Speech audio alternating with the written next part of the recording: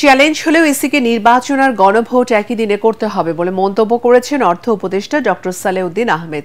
তিনি বলেন, পৃথিবীর বিভিন্ন দেশে নির্বাচন আর গণভোট একসাথেই হয়, তবে এতে খরচ বাড়বে। এজন্য তফসিল ঘোষণার পর নির্বাচন কমিশনের চাহিদার ভিত্তিতে বরাদ্দ দেওয়া হবে বলেও জানান।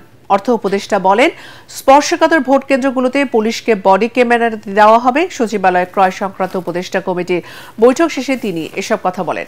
বৈঠকে অর্থ উপদেষ্টা আরও জানান, দাম বাড়তে থাকায় কিছু চাল আমদানি করা হবে।